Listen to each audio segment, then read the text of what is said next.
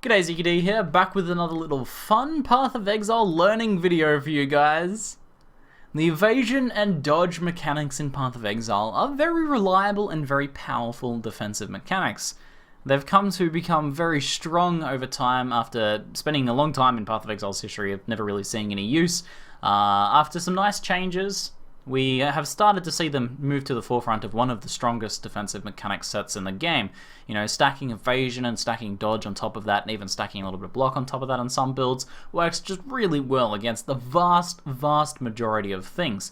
And although it is very powerful, and it is very reliable, there are still a few things that you really need to watch out for as an evasion character. The number one thing is anything that deals unavoidable physical damage. So that is physical spells primarily. Now, as an evasion character, your main way of dealing with physical is the ability to evade attacks. Like most physical damage in the game is physical attacks. We're talking like zombies punching you and bears swiping at you and all of that sort of thing is physical damage, but they're all attacks and can all be evaded. When you're stacking evasion, you're going to be evading most of the attacks, and the ones you don't evade, you'll probably dodge. Now, when it comes to physical spells, however, evasion doesn't work on them. So things like ethereal knives are very dangerous, and things like bear trap are even more dangerous. So although you have a little bit of spell dodge, you can get 30% spell dodge in the tree and a little bit more from some uniques, it's not a reliable source of dealing with this sort of incoming damage. So, the most important thing when you're playing an evasion character is to really keep in mind these things that can kill you. And when you're leveling, that means City of San Perpetuus is one of the #1 culprits of the death of evasion characters. I know this, I've experienced this many times, but occasionally in Path of Exile, as we've learned from some of my recent rips, you need a little bit of a reminder. Hopefully you guys enjoy this little highlight and share with me in this learning from a reminder. Oh, Jules Lockbox with Perpetuus. Oh my god, now we've got to kill him. We can do this. Carefully.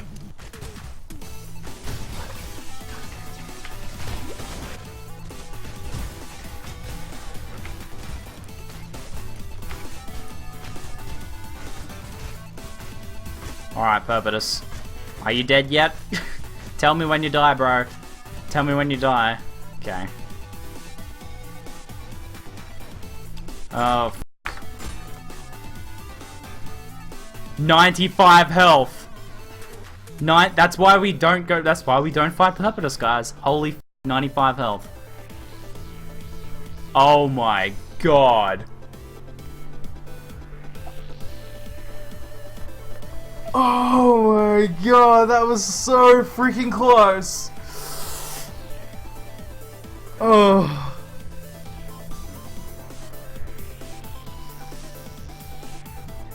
Thus punctuating my point about playing evasion characters and the dangers of Perpetuus. I should listen to my own advice, right? Oh my god, that was so very freaking close. Very close. Holy crap. So that was pretty close. Almost lost my character there. I'm happy to report though, the character is still alive and we're actually almost 80 on it, but we very almost didn't make it because of that silly little mistake deciding to re-engage Perpetuus when as an evasion character you should just be staying wide away. I mean, at this point, I didn't have custom damage taken on Mortal Call, I didn't have that set up going, and I'm not using a lightning coil, so I had no real phys mitigation. You can see as an evasion character having no real way of dealing with physical damage, apart from that 30% spell dodge, it's just not enough. And the amount of damage that Perpetuus can do in the blink of an eye is absolutely brutal. We only just made it out. Super close. At least, RNGesus had something a little bit positive to say about the experience because a belt that we found in that same instance, just moments before, turned out to be pretty nice. Just doing the masters that I need for the challenges. Holy Beltamole! Holy Beltamole! Jiminy Yillikers!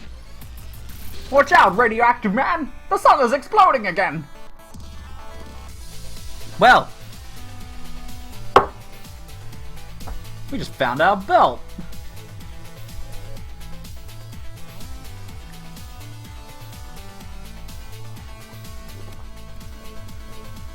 That's you know what that is? That's because we just survived the encounter with Perpetus. This belt was the RNGesus saying, "Well done, well done. I thought you would die there, but you didn't. Here, have this belt."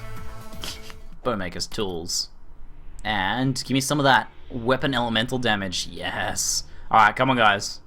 Is RNGesus still with it? Is RNGesus still with me here?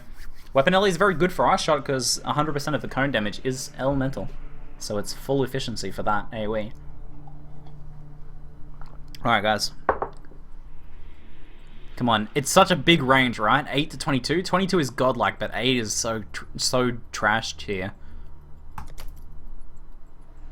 19, that's pretty good. That's pretty good. That's a legit belt. That's a freaking legit belt right there. Damn, nice.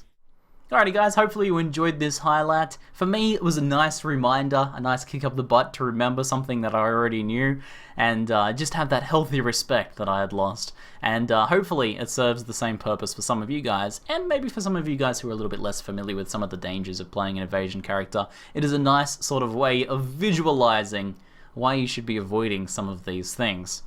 So, that's it for now. I'm ZiggyD, and thanks for watching.